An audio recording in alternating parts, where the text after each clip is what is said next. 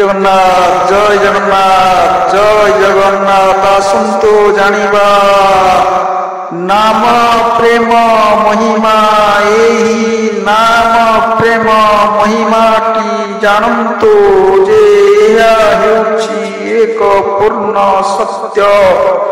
ଆପଣମାନେ ଦେଖନ୍ତୁ ଯେ କୌଣସି ବ୍ୟକ୍ତି ବିଭିନ୍ନ ଆଚରଣ କରିଥାଏ। ଜଣେ କ୍ରିକେଟକୁ ଯଦି ଭଲ ପାଉଛି ତେବେ ତାର ପୁଅ ଝିଅର ନାମ ସେହି ଅନୁସାରେ ରଖୁଛି। ପୁଅର ନାମ ବିରାଟ କୋହଲି କିମ୍ବା ରୋହିତ ଶର୍ମା ଏଇଭଳି ଅନେକ ଷ୍ଟାରଙ୍କର ନାମ ରଖୁଛି। କାହିଁକି ନା ସେ ପ୍ରେମ କରୁଛି, କ୍ରିକେଟକୁ ଭଲ ପାଉଛି।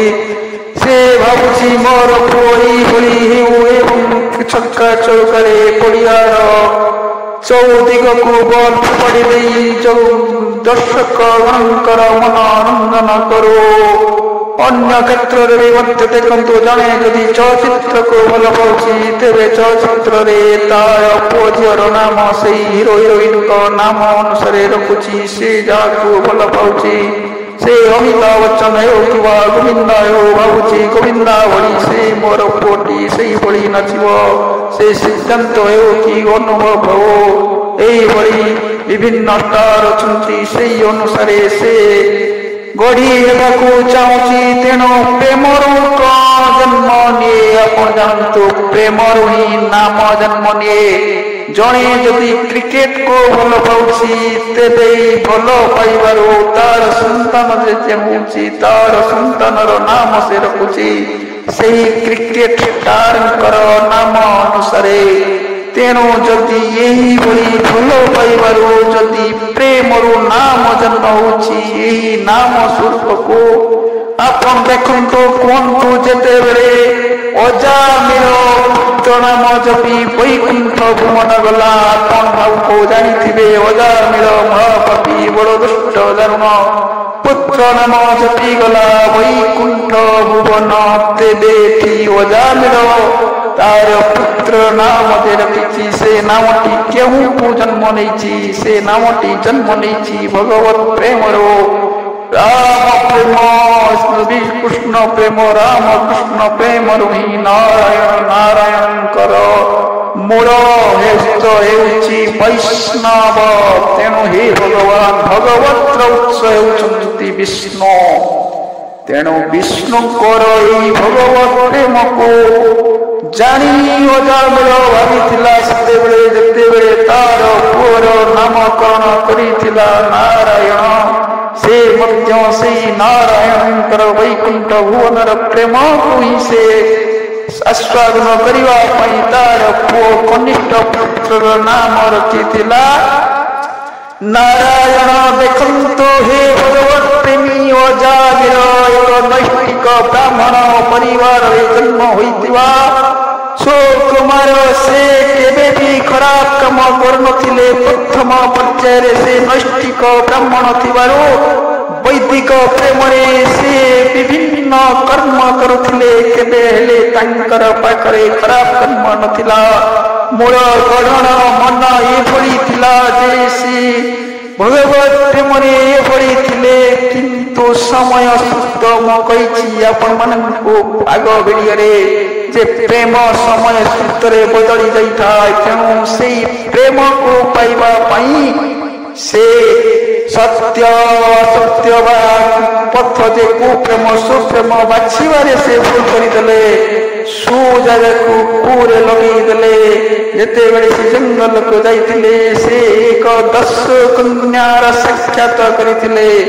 10 କନ୍ୟାଟି ସୂତ୍ର ଥିଲା ଏବଂ ତାହା ବୈଦିକ କର୍ମ ଧର୍ମର କୌଣସି ଆଚରଣ କରୁନଥିଲା। 10 ନୀତି ଅର୍ଥାତ୍ ଆପଣମାନେ ଜାଣିଥିବେ 10 ନୀତି ହେଉଛି ବହୁତ ଖରାପ ନୀତି, ପାପ ନୀତି। ଏଠାରେ କୌଣସି ଦୟା ଭାବ ପ୍ରେମର ମହିମା ସେଠି ନଥାଏ। ସେଠି ଥାଏ ପାପର ମହିମା, ଘୃଣ ତାଣ୍ଡବର ମହିମା ଏବଂ ଥାଏ ଖୁନି ରକ୍ତର ସୀମା ଟପି ଯାଉଥିବା ସେଇ ପ୍ରେମକୁ ଆସ୍ୱାଦନ କରୁଥିବା ପ୍ରେମ ରୂପୀ କନ୍ୟାକୁ ବିବାହ କରିବା ପରେ ତାଙ୍କର କୁଳଧର୍ମିଣୀ ସ୍ତ୍ରୀକୁ ମଧ୍ୟ ପତ୍ନୀକୁ ମଧ୍ୟ ସେ ଭୁଲିଗଲେ। ସେହି 10 କନ୍ୟାର ଅର୍ଥାତ୍ ଅଜାମିଳଙ୍କର ଈଶ୍ୱର ଦସ୍ୟୁ କନ୍ୟା ଜନ୍ମ ଲାଭ କଲେ ପୁତ୍ର, କିନ୍ତୁ ତାଙ୍କର କନିଷ୍ଠ ପୁତ୍ର ନାମ ଦସ୍ୟୁ ରଖିଲେ। ଦସ୍ୟୁ ନୁହେଁ, ସେ ରଖିଲେ ଅଜାମିଳ ରଖିଥିଲେ ଯେ ତାଙ୍କର କନିଷ୍ଠ ପୁତ୍ର ନାମ ନାରାୟଣ। କାହିଁକି ନା ସେତେବେଳକୁ ତାଙ୍କର ସମୟର ସୂତ୍ର ବୁଢ଼ା ହେବାକୁ ଲାଗିଲା। ଯେଉଁ ପାପର କାୟାରେ ପ୍ରଥମେ ସେ ଥିଲେ, ଦସ୍ୟୁ କନ୍ୟାକୁ ଦେଖିଥିଲେ, ସମୟ ସୂତ୍ରରେ ବଦଳି ବଦଳି ତାହା କମି କମି ଗଲା। ଆପଣମାନେ ଜାଣିଥିବେ, ପ୍ରେମ ଯେତେବେଳେ ପ୍ରଥମ ପାୟରେ ଉପସ୍ଥିତ ହୁଏ ନା, ସେତେବେଳେ ସେ ବଡ଼ ଆକାରରେ ଥାଏ। ଯେତେବେଳେ ସେ ଧୀରେ ଧୀରେ ବୟସ ହୁଏ, ତାର ସ୍ୱରୂପ ଫିକା ହୋଇଯାଏ ଏବଂ ସେତେବେଳେ ସେ ଫିକା ରୂପକୁ ଦେଖି ପୁଣି ଭାବନା କରେ, ମୋ ପଥ କ'ଣ ବଦଳିଗଲା। ସେଇ ଅନୁସାରେ ସେ କନିଷ୍ଠ ପୁତ୍ରର ନାମ ହିଁ ରଖିଥିଲେ ନାରାୟଣ। ଆପଣମାନେ ଦେଖନ୍ତୁ, ଆପଣମାନେ କହିବେ ତାଙ୍କର ତ ଅନେକ ପୁତ୍ର ଥିଲା ନା, କିନ୍ତୁ ସେ କନିଷ୍ଠ ପୁତ୍ରର ନାମ ନାରାୟଣ ରଖିଥିଲେ। କାହିଁକି ନା ସେତେବେଳକୁ ସେ ତାଙ୍କ ହୃଦୟ କହୁଥିଲା, ରେ ଦସ୍ୟୁ, ତୁ ଯେଉଁ ପଥରେ ଯାଉଛୁ ତାହା ଖରାପ ପଥ। ତୁ ଯେଉଁ ପ୍ରେମକୁ ଆସ୍ୱାଦନ କରୁଥିଲୁ, ଯେଉଁ ବିଷ୍ଣୁ ପ୍ରେମକୁ ଆସ୍ୱାଦନ କରିବା ପାଇଁ କହିଥିଲୁ, ଆଜି ତୁ ଭ୍ରଷ୍ଟ ହେଇଗଲୁ। ସେତେବେଳେ ସେ ତା ପୁଅଟିର ନାମ ରଖୁଛି ନାରାୟଣ। କହୁଛି, ହେ ମୋର କନିଷ୍ଠ ପୁତ୍ର, ମୁଁ ତୋରି ସ୍ୱରୂପରେ ନାରାୟଣ ସ୍ୱରୂପକୁ ଦେଖିବି। ଏଠାରେ ଆପଣମାନେ ଧ୍ୟାନ ଦିଅନ୍ତୁ ଯେ ପୁତ୍ର ନାମ ଦେଇଥିଲା ନା ସେ ନାରାୟଣଙ୍କର ପଦପଦ୍ମରେ ଧ୍ୟାନ ରଖିଥିଲା। ଆପଣମାନେ ଏଇଠୁ କୁହନ୍ତୁ, ଯଦି ପ୍ରେମରୁ ଜନ୍ମ ନିଏ ନାମ, ଯଦି ସେଇ ନାମଟି ବିଷ୍ଣୁଙ୍କର ନାମ ହୋଇଥାଏ, ତାହେଲେ ଅଜାମିଳର ପ୍ରେମ କୋଉଠି ଥିଲା? ବିଷ୍ଣୁ ପ୍ରେମ ଥିଲା।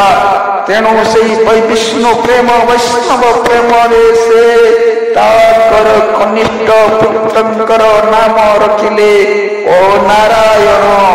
ଆପଣମାନେ କୁହନ୍ତୁ, ତାଙ୍କର ପୁତ୍ରକୁ ସେ ଭଲ ପାଉଥିଲେ ନା ବିଷ୍ଣୁକୁ ଭଲ ପାଉଥିଲେ?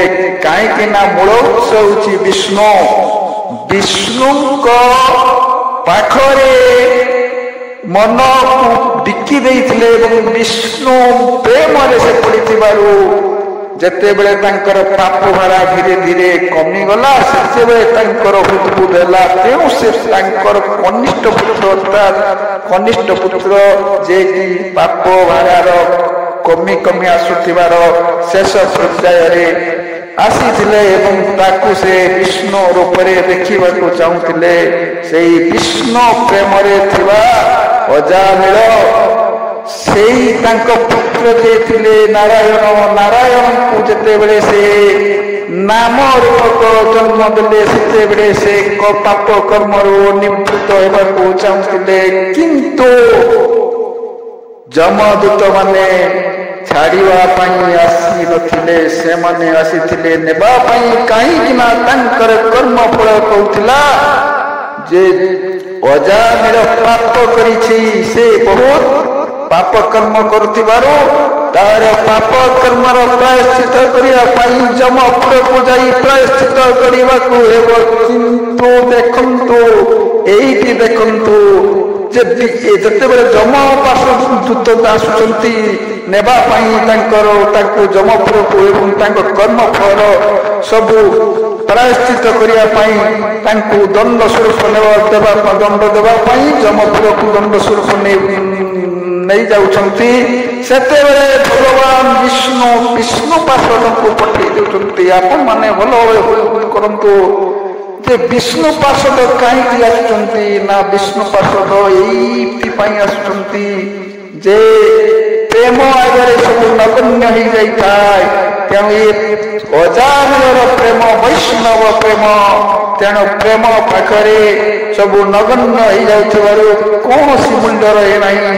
ତେଣୁ ଆଜି ଯେତେବେଳେ ସେଇ ବୈଷ୍ଣବ ପ୍ରେମରେ ପାଗଳ ହେଉଥିବା ଅଜାମିଳ ତାଙ୍କର ପୁତ୍ର ନାମକୁ ଜପିବାକୁ ଲାଗୁଛନ୍ତି, ହେ ମୋର କନିଷ୍ଠ ପୁତ୍ର ନାରାୟଣ, ମୁଁ ତତେ ଜନ୍ମ ଦେଇଥିଲି ଯେ ମୁଁ ସେଇ ବିଷ୍ଣୁଙ୍କ ଗୋଲକ ଧାମକୁ ଯିବି, କିନ୍ତୁ ଆଜି ମୋ ପାଖରେ ଯମଦୂତ ମାନେ ଆସି ଦଣ୍ଡାୟମାନ ହୋଇଗଲେଣି। ତିନି ଜଣ ଯମଦୂତଙ୍କ ଠାରୁ ମୁଁ କେମିତି ମୁକୁଳିବି? ତେଣୁ ତାଙ୍କ ପୁତ୍ରକୁ ଡାକୁଛନ୍ତି, କହୁଛନ୍ତି, ରେ ନାରାୟଣ, ଏବେ ମତେ ତୁ ଉଦ୍ଧାର କର। ମତେ ନେବା ପାଇଁ ଯମଦୂତ ମାନେ ଆସିଗଲେଣି। ମୋର ବହୁତ ପ୍ରେମ ଥିଲା ଯେ ମୁଁ ବୈକୁଣ୍ଠପୁରକୁ ଯିବି। ତେଣୁ ଏଇ ବୈକୁଣ୍ଠପୁରର ପ୍ରେମ ପାଇଁ ଆଜି ବିଷ୍ଣୁ ତାଙ୍କ ତିନି ପାର୍ଶ୍ୱକୁ ବଟେଇ ଦେଲେ। କହିଲେ, ତୁମେ ଯାଅ ଅଜାମିଳକୁ ତୁଲେକ ଧାମକୁ ଆଣ। ଅଜାମିଳ ବିଷ୍ଣୁ ପ୍ରେମରେ ପାଗଳ। ତେଣୁ ବିଷ୍ଣୁଙ୍କୁ ପାଇବା ପାଇଁ ତାକୁ ତୁମେ ମୋ ଠାକୁ ଘେନି ଆସ। ତେଣୁ ବିଷ୍ଣୁଙ୍କ ପାର୍ଷଦ ମାନେ ଅଜାମିଳକୁ ଯମଦୂତ ଠାରୁ ନେଇ ଯାଇ ଗଲେ ବୈକୁଣ୍ଠ ଧାମକୁ। ଯମପୁରକୁ ଆଉ ଅଜାମିଳ ଗଲେ ନାହିଁ, ସେ ଗଲେ କୋଉଠିକୁ? ବୈକୁଣ୍ଠପୁରକୁ ଗଲେ। ତେଣୁ ଆମ ସନାତନ ଧର୍ମରେ ଏଇଥିପାଇଁ କୁହାଯାଉଛି ଯେ ବିଷ୍ଣୁ ପ୍ରେମରେ ପାଗଳ ଥିଲେ। ଏଟାକୁ ଆମେ ଦେଉନେ, କାହିଁକି ଦଉନେ ନା ଯେତେବେଳେ ଜଣେ ତାଙ୍କ ପୁଅର ନାମ ଦଉଛି, ବିଭିନ୍ନ ପ୍ରକାର ଦଉଛି, ତେଣୁ ଏଇଠି ଚିନ୍ତା କରନ୍ତୁ ଯେ ଆପଣମାନେ ଆପଣମାନଙ୍କର ପୁଅ ନାମକୁ ବିଷ୍ଣୁ ଭଗବାନଙ୍କର ଯେଉଁ ଆରାଧ୍ୟ ଆପଣ ଥାନ୍ତୁ ନାହିଁ କାହିଁକି, ଯେଉଁ ଇଷ୍ଟଦେବଙ୍କ ଆରାଧ୍ୟ ଥାନ୍ତୁ, ଯାହାକୁ ଭଲ ପାଉଛନ୍ତି, ଯାହାକୁ ପ୍ରେମରେ ପାଗଳ ହେଉଛନ୍ତି, ତାଙ୍କରି ନାମ ଅନୁସାରେ ଦିଅନ୍ତୁ। ଆପଣମାନେ ବୁଝନ୍ତୁ, କୌଣସି କ୍ରିକେଟ ଖେଳ କିମ୍ବା ସିନେମା କିମ୍ବା ଯେକୌଣସି ବିଭିନ୍ନ ପ୍ରକାର ଆଜି ଚାଲିଛି ଯାତ୍ରା ଡ୍ରାମା ଏସବୁ ଯେ ଚାଲିଛି, ଏଥିରୁ କଣ ମିଳିବ? ଯଦି ସେଇ ଅନୁସାରେ ଆପଣମାନେ ବୁଝନ୍ତି ତାହେଲେ ସେଇଭଳି ଅନୁସାରେ ନାମ ଦିଅନ୍ତୁ। ତେଣୁ ଏ ଆମର ଭଗବତ ଚିନ୍ତାରେ ଏଇଥିପାଇଁ ଆମେ କହୁଛୁ ଯେ ପୁତ୍ର ନାମ ଜପିଗଲା ବୈକୁଣ୍ଠ ଭୁବନ। ଆମର ସନାତନୀ ଗଣ ଆପଣମାନେ ଆପଣମାନଙ୍କର ପୁତ୍ରର ନାମକୁ ସେଇ ଭଗବତ ବିଶ୍ୱାସରେ ରଖି ଭଗବାନଙ୍କର ନାମ ଅନୁସାରେ କୌଣସି ନାମକରଣ କରନ୍ତୁ। ଆପଣମାନଙ୍କର ପ୍ରେମ ଯଦି ଭଗବତ ପ୍ରେମ ଥାଏ ତେବେ ଆପଣ ତ ଭଗବାନଙ୍କର ନାମ ଅନୁସାରେ ଦେବେ। କିନ୍ତୁ ଯଦି ଏମିତି ସେମିତି ଦେଇ ଦିଅନ୍ତି ତେବେ ହୁଏତ କୌଣସି ଫଳ ମିଳିବ ନାହିଁ। କିନ୍ତୁ ଆପଣମାନେ ଭଗବାନଙ୍କ ପ୍ରେମରେ ପାଗଳ ହୋଇ ସେଇ ଭଗବାନଙ୍କର ନାମକରଣ କରନ୍ତୁ ଏବଂ ଆପଣ ଏ ସଂସାରର ସାଗରରୁ ମୁକ୍ତ ରୁହନ୍ତୁ ଏବଂ ଆପଣମାନଙ୍କର କୌଣସି ଯମଦଣ୍ଡ କିମ୍ବା କୌଣସି ପାପଦଣ୍ଡ କିମ୍ବା କୌଣସି ଭୋଗ ଭୋଗିବାକୁ ନ ହଉ। ଆମେ ତ ବୈକୁଣ୍ଠପୁର ଦେଖିନାହୁଁ କି ଯମପୁର ଦେଖିନାହୁଁ, କିନ୍ତୁ କର୍ମରେ ଏଇ ସଂସାରରେ ଲୋକମାନଙ୍କର ଏଭଳି ଥାଏ ଯେ ସେମାନଙ୍କୁ ଦେଖିଲେ ବହୁତ ଦୁଃଖ ଲାଗେ। କାହାର କେଉଁ ଅବସ୍ଥାରେ ଅଛି ଆପଣମାନେ ଦେଖନ୍ତୁ। ଜଣେ ଅନ୍ଧ କିମ୍ବା ଜଣେ ଛୋଟା କିମ୍ବା ଜଣେ ଦରିଦ୍ର, ଆଜି ଏମିତି ବି ବହୁତ ଲୋକଙ୍କର ଅବସ୍ଥା ଏଭଳି ହେଉଛି, ସେମାନଙ୍କ ଆଖିରୁ ଲୁହ ସରୁନି। ତେଣୁ ଇଏ ଦଣ୍ଡ ଯମଦଣ୍ଡ ଠାରୁ ବଡ଼ ନୁହେଁ। ଆପଣମାନେ ନିଜକୁ ଏକ ଭଗବତ ବିଶ୍ୱାସୀ ହୋଇ ସୁସ୍ଥ ଶାନ୍ତିମୟ ଜୀବନ ଯାପନ ପାଇଁ ଆପଣମାନଙ୍କର ପଥ ନିର୍ଣ୍ଣୟ କରନ୍ତୁ। ଏହା ବ୍ୟତୀତ ମୁଁ ବେଶୀ କିଛି ଆପଣମାନଙ୍କୁ କହିପାରୁନାହିଁ। ରହୁଛି। ଜୟ ଜଗନ୍ନାଥ। ରାମ ରାମ କୃଷ୍ଣ କୃଷ୍ଣ ନାରାୟଣ। ଓମ୍ ନମୋ ଭଗବତେ ବାସୁଦେବାୟ।